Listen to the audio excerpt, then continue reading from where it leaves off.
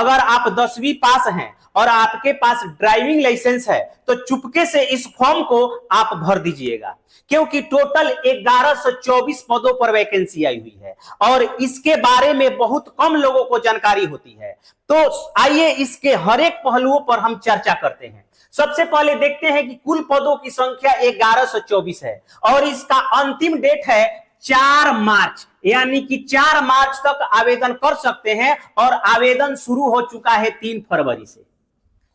आइए सबसे पहले बात कर लेते हैं कि इसके शुल्क क्या होंगे। तो इसमें शुल्क है जनरल, ओबीसी और ईडब्ल्यूएस का मात्र 100 रुपए आवेदन शुल्क लगेगा और बाकी लोगों के लिए नील है, कोई आवेदन शुल्क नहीं है। विभाग का नाम बता दूं, सीआईएसएफ कांस्टेबल ड्राइवर 2025 की भर्ती है। टोटल 1124 पदों पर भर्ती है। अब बात कर लेते हैं सिलेक्शन प्रोसेस इसका क्या होगा। सिलेक्शन प्रोसेस पहले पीटी होगा, पीटी के बाद ट्रेड टेस्ट होगा, ट्रेड टेस्ट के बाद रिटेन एग्जाम होगा और रिटेन एग्जाम के बाद मेडिकल होगा, मेडिकल के बाद डॉक्यूमेंट वेरिफिकेशन, उसके बाद आपकी नौकरी हो जाएगी। उसके बाद बात कर लेते हैं कि इसमें पीटी में हाइट कितनी होगी, यानी कि सबसे पहले हाइट अगर जनरल, ओबीसी और एससी कैटेगरी से आते हैं तो 167 सेंटीमीटर मिनिमम हाइट होगी। उसके बाद एससी, एसटी या अदर कम्युनिटी से रिलेटेड है आप तो 160 सेंटीमीटर मिनिमम आपकी हाइट होगी। चेस्ट की बात करते हैं तो जनरल, ओबीसी या एससी कैटेगरी से आते हैं तो 80 से 85 सेंटीमीटर आपका सीना होना चाहिए। अगर एसटी या अदर किसी कैटेगरी से आते हैं तो 78 से 83 सेंटीमीटर तक आपका सीना होना चाहिए। अब बात कर लेते हैं थोड़ी सी रनिंग की। तो रनिंग की बात करें तो आपको 800 मीटर की दौड़ 3 मिनट 15 सेकंड में पूरी करनी है।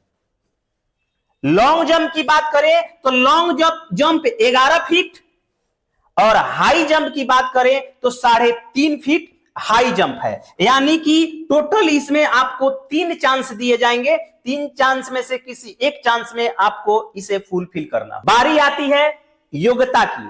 अगर आप मात्र 10वीं पास हैं, मात्र 10वीं पास हैं और आपके पास ड्राइविंग लाइसेंस होना चाहिए, और ड्राइविंग लाइसेंस कैसा होना चाहिए, या तो एचएमवी हो या एलएमवी हो, यानी कि एचएमवी अगर आपके पास है और ट्रांसपोर्ट का भी एक्सपीरियंस है तो आपके लिए बहुत अच्छी बात है। अगर आपके पास एलएमवी है और मोटरसाइकिल विथ गियर, यानी कि मोटरसाइकिल, वैसा मोटरसाइकिल आपको चलाने आना चाहिए जिसमें गियर हो, यानी कि गियर वाला, इलेक्ट्रिक व्हीकल नहीं होना चाहिए। अब हम बात कर लेते हैं सिलेबस का। तो सिलेबस इसका है, इसमें मैथ, रीजनिंग, जीके जीएस और हिंदी या इंग्लिश। अब मैथ पूछेगा 20 सवाल 20 नंबर का, जीके जीएस पूछेगा 20 सवाल 20 नंबर का, हिंदी या इंग्लिश दोनों में से कोई एक आप चूज कर सकते हैं, 20 सवाल 20 नंबर का।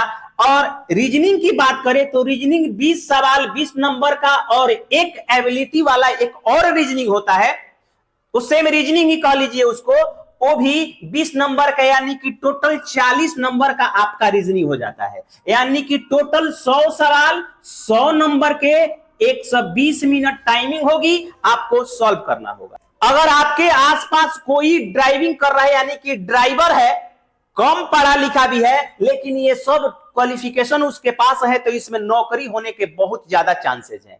चांसेस इसलिए है कि सब लोगों के पास ड्राइविंग लाइसेंस नहीं होता, और होता भी है तो सबकी हाइट भी उतनी नहीं होती, सब उतने एबिलिटी वाले नहीं होते हैं। इसकी जानकारी बहुत कम लोगों की होती है। अगर वो इसका आवेदन कर दे तो इजिली नौकरी होने के चांसेस हैं।